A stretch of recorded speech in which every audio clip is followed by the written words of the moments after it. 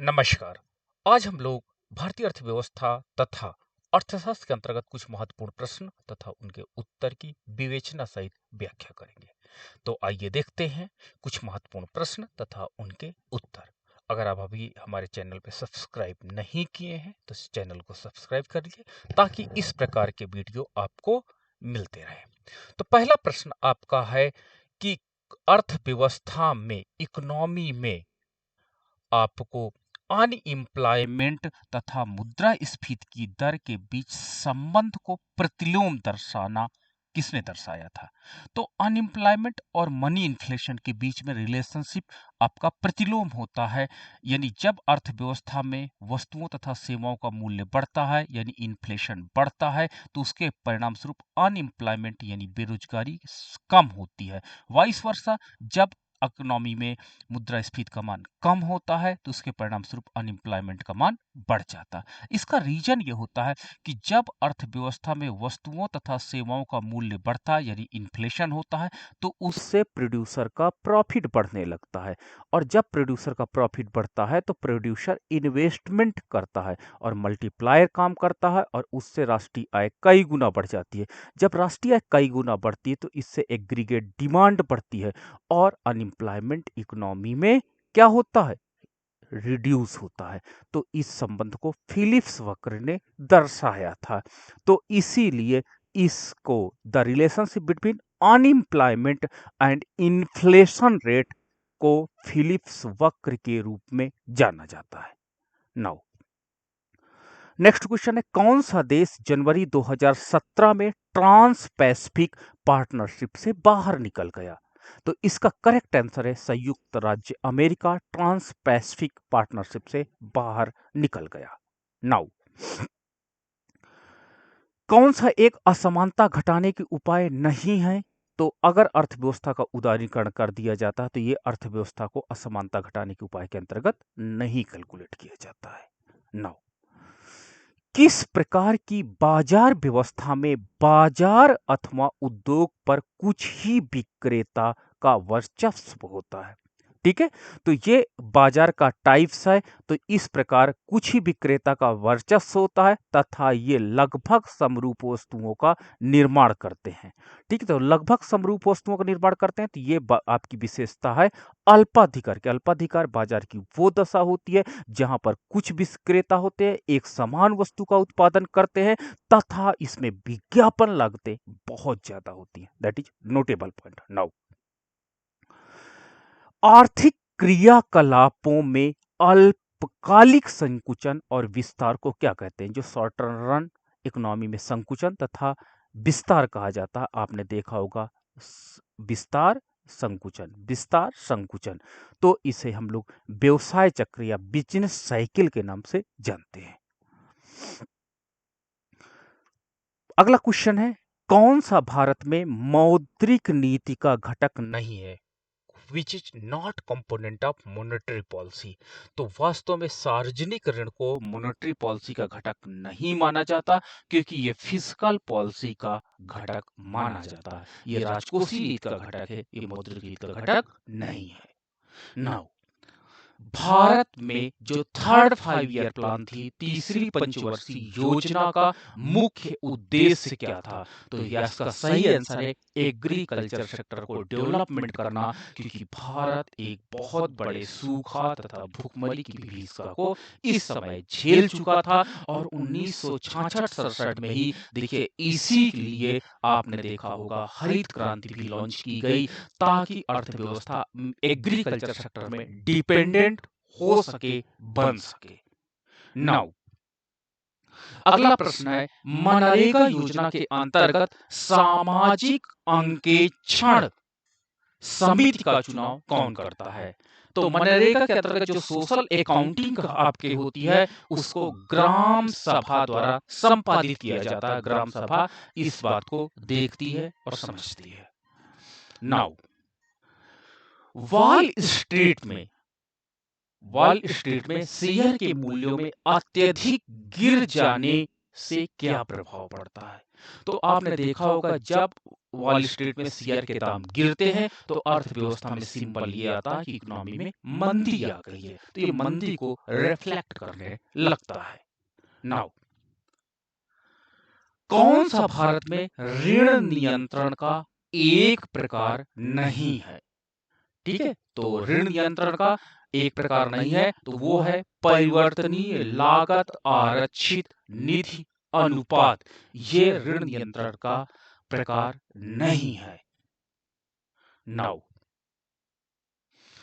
लाभ अलाभ स्थिति का उत्पादन वो उत्पादन होता है जिसमें क्या होता है, उत्पादक को केवल उतना लाभ मिलता है जितनी लागत होती है, यानी कुल लागत क्या होता है, वसूली कर लेता है और एक्स्ट्रा कुछ नहीं मिलता है। तो उत्पादक को लाभ अलाभ स्थिति वो होती है नो प्रॉफिट नो लॉस, यानी जितना लगाया उतना मिल गया।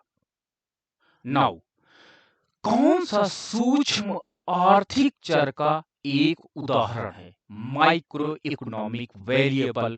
तो उपभोक्ता का संतुलन जो है वास्तव में सूक्ष्म आर्थिक चर का एक उदाहरण माना जाता है। ठीक है, अगला प्रश्न है भारत के जो वित्त आयोग की नियुक्ति कौन करता है? तो वित्त आयोग की नियुक्ति इसका सही आंसर है भारत के राष्ट्रपति माननीय राष्ट्रपति महोदय द्वारा इसकी नियुक्ति की जाती है। नाउ नेक्स्ट क्वेश्चन है कर्मचारी राज्य बीमा निगम के लाभार्थियों के लिए दिल्ली क्षेत्र में शुरू की गई योजना का नाम क्या है? तो आपके पास कहीं भी कभी भी अगला पॉइंट है संयुक्त राष्ट्र विकास कार्यक्रम के अंतर्गत भारत में मानव विकास सूचकांक बनाने के लिए किसे एक घटक के रूप में नहीं लिया गया है?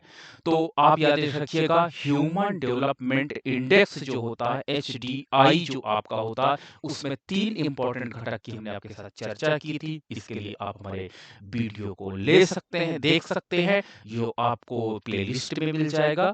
तो इसमें अगर हम कहें तो जो एक कॉम्बिनेशन बनता है अधिकतर सिविल में एग्जाम का ये प्रश्न लिया गया तो वहां पर जीवन जो जन्म पर जीवन प्रत्याशा आयु को वहां पर नहीं काउंट किया गया था, कैलकुलेट किया गया था।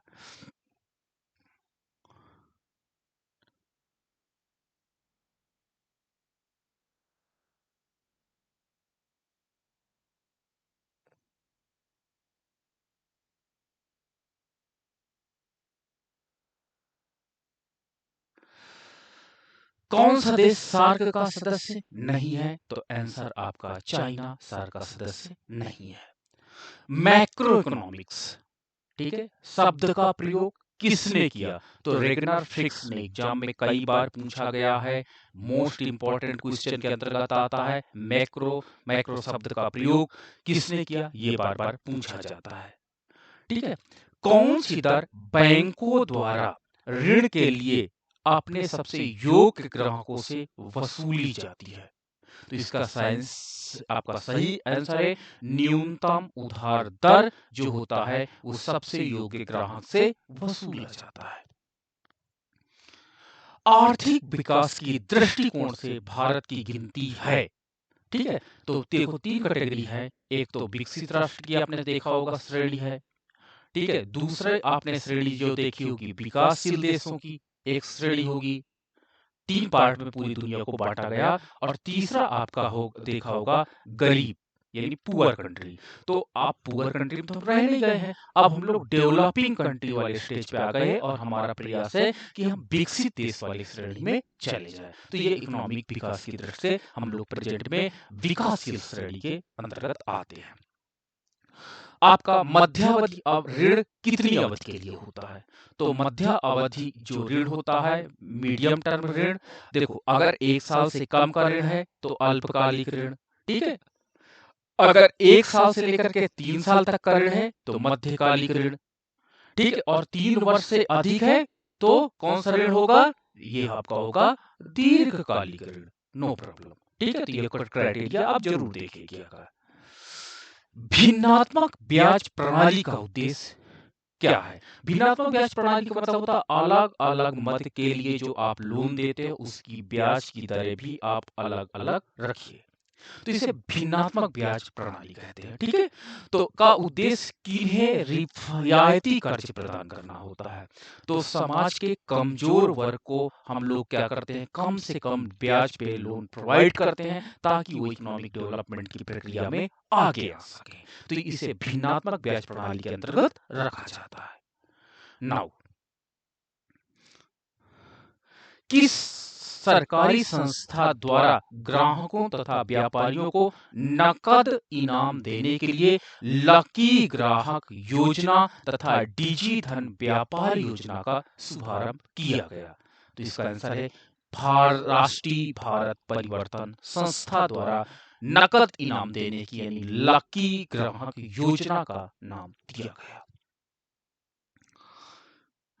यदि कोई देश अपनी मुद्रा का अवमूल्यन करता है तो डिवैल्यूएशन करने से याद रखना जो आपके एक्सपोर्ट होंगे, पॉइंट बहुत इंपॉर्टेंट है, नोट करिएगा, एग्जाम में बार बार आता है, उस कंट्री का जो कंट्री डिवैल्यूएशन करेगा उसका निर्यात सस्ता हो जाएगा तथा तेजी से विश्व में क्या हो जाएगा, बढ़ेगा। एक्सपोर्ट बढ़ता है और इंपोर्ट जो आपका होगा, आयात जो होगा वो महंगा हो जाएगा। ये पॉइंट आप नोट रखिएगा। और इंपोर्ट तेजी से घटता है, ठीक है, घटता है, ये पॉइंट याद रखिएगा।